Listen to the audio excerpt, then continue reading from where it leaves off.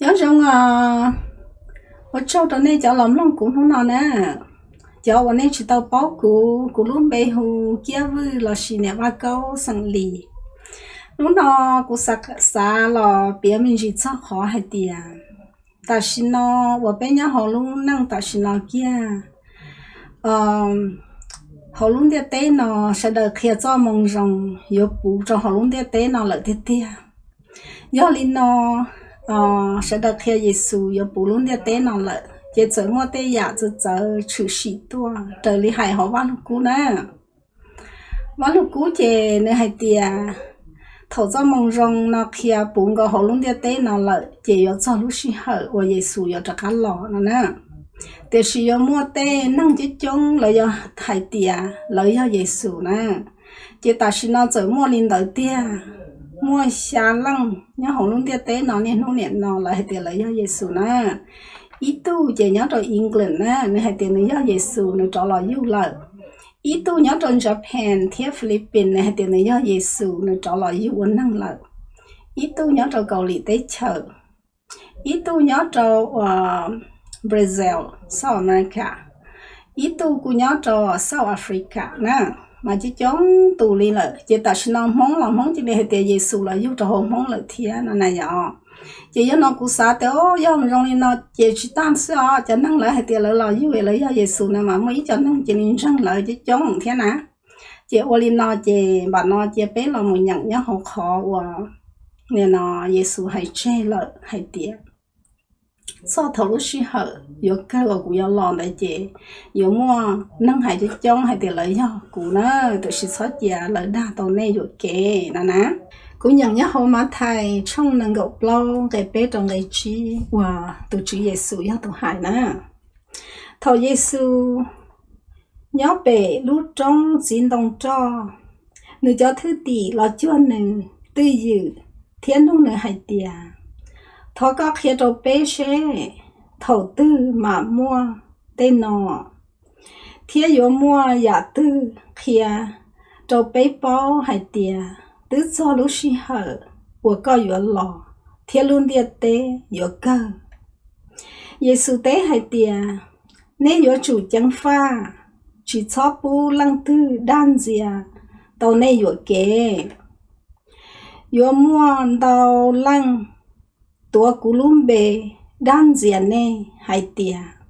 cú yêu tu Messia chỉ là Giêsu nè thiên cú ở thiên lợi yêu đan diện tàu lăng yêu kế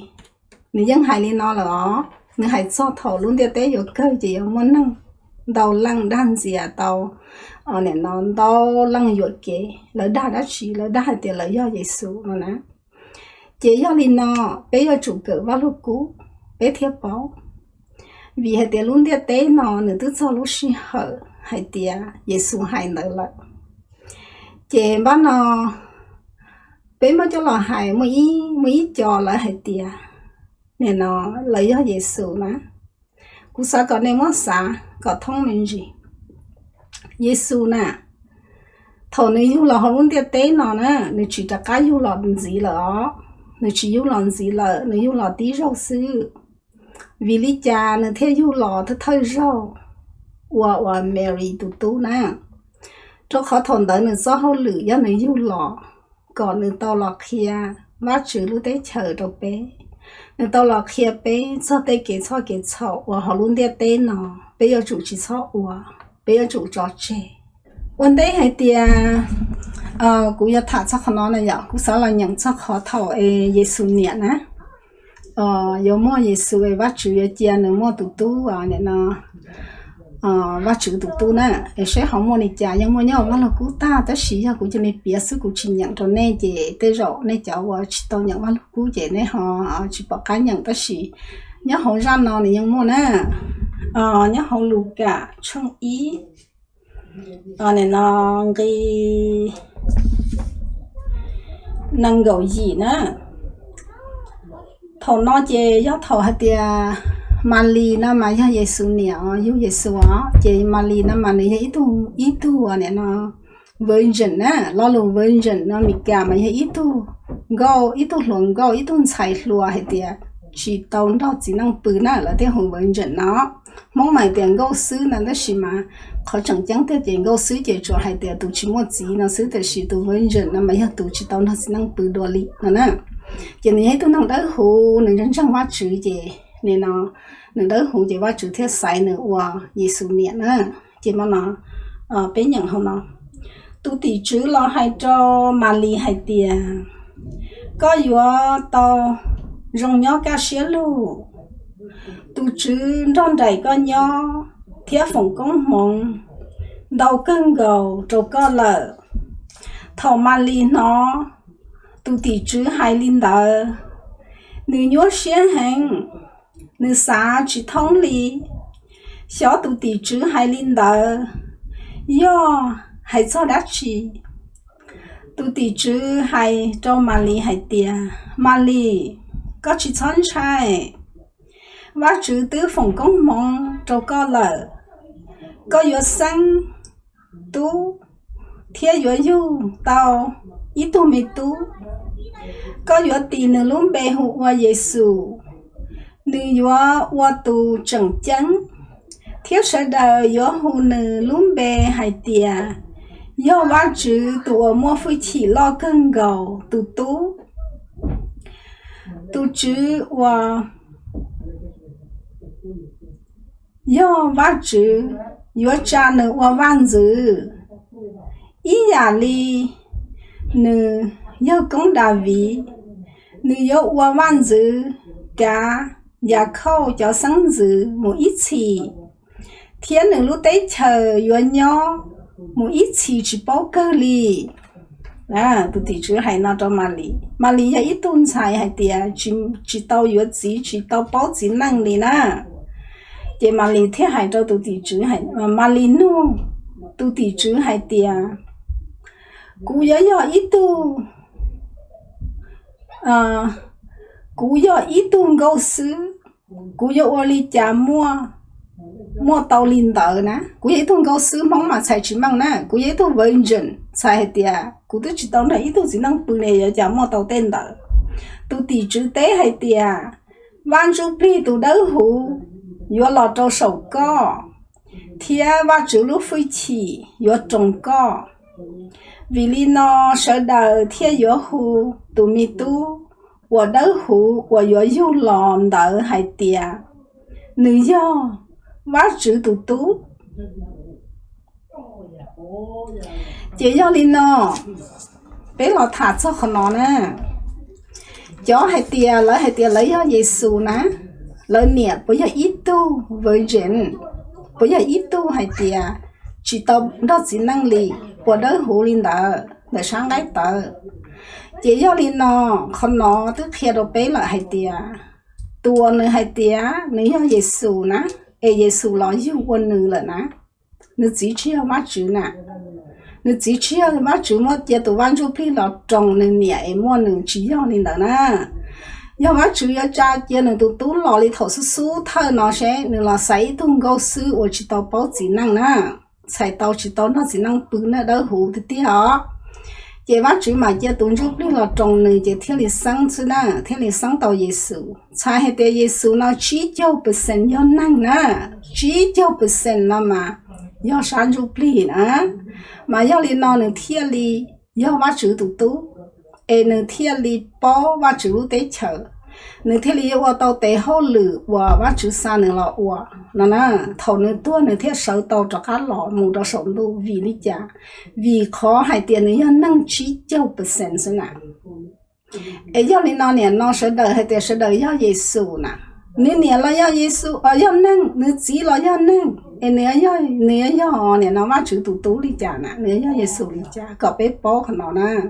mà giờ bé một cái bao lô cũ rồi mà bé không bó thì má chữ giờ nữ tụ tú là yêu mà nữ chỉ là sai tới tôi bao nè đó đi ó tôi mua trong 30 nhỏ mà lấy họ yêu ít tuổi mà mua tụ được qua Giêsu nó có bé bó lên đó nè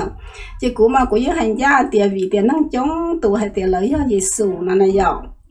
chỉ có thể sao có bé sao cho nên đầu sư họ nói những mua trắng lợ chỉ do hay tiệt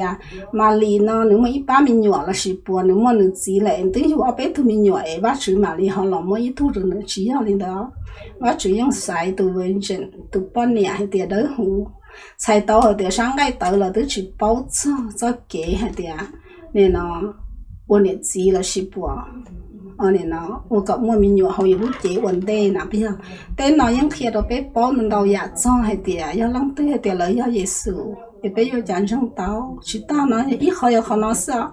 但是好的哦呢，耶稣知道的你要找，搞了有味道能了呢，头能老的你样还的，能老的说到要包里nè, dân bộ xóa lại, nhớ cậu tế tiền gạo cá tế số lăng số tù nhớ bỏ nè, nhớ tỷ chữ chẳng chăng đó nè là ok nè, bé mà đi nhận cho họ được cho lựa rồi, nhớ đi nó, ta xin nó cũng thế xa tiền, trong lăng đầu tù kia cho, nè nó Giêsu, cho mong rằng họ luôn đi tên nó, trong lăng đầu tù hay tiền lấy nhớ Giêsu nè, nhớ đi nó, vấn đề bé yên riêng nè, bé chủ mùi nhận cho. Bé mùi nhận sẽ hậu bá lúc cũ hay lì chả ná do dù chỉ tao là dù hụ bánh nụ nôn đó tụi năng dù dân bó cơ vì hệ tiệt tên nó tức bó để dấu mua liền nó là tức kia ta cho hồng nó lại ná bây giờ vậy ta xin nó cũng cho là nhận cho để thọ Giêsu nè mà lì nó mua Giêsu đó ý nếu như tụi bên rừng nè nếu như tụi chỉ tao bó được chỉ năng nè tụi tỷ chữ là hai trăm nữa theo lý dụ cho khó bác chữ chia lo tụi là dụ nó mà lo chỉ chia cả nếu năng ít bộ phần nè lo chia nếu in ra rồi pli nè mà nếu theo là ở tao để hậu lử ở bác chữ san nữa lo chỉ trong này cho nếu không nào là hệ tiền lấy do Giêsu nó nè cũng san nè chỉ họ bác lúc cũ những khi mà mang chỉ bây giờ bó hệ tiền Giêsu nó nè nếu chỉ có năng ít bộ phận nè, nếu chỉ chưa năng nè, nếu chỉ có cái vắt chữ nè, nếu nè chỉ có ít tu hay tiệt, bọn nè đọt đi hay tiệt, mà mình tu mình nhọt lại mà yêu nữa nè, nó nếu nè ít tu, bọn nè hay tiệt ยัง chỉ tao nó chỉ năng từ ít rau li họ, nên nó vắt chữ chỉ này ở trong nữa mà mình nhọt thế nè, tụi mình nhọt đấy họ tụi giúp phi lọt trong này chỉ nên mua chỉ tụi mình nhọt đấy theo li in ra chỉ cho % do